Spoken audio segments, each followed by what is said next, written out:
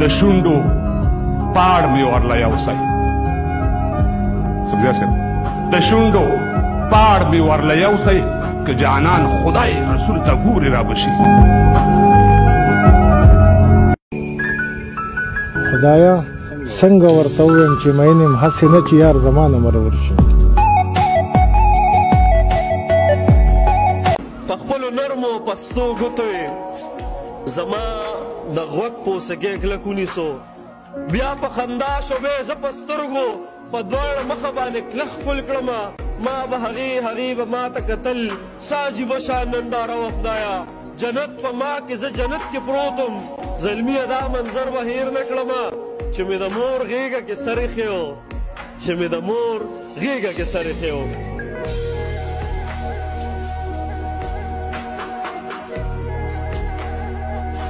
وایي مانه د پلار مې دا یوه خبره نه هېرېږي د ټولو خلکو سره ښه کوه خبرې کوه مور به مې وی چې زړه د هیڅ چا سره مه بدوه عادت د پلار او د نیکه کوه خبرې کوه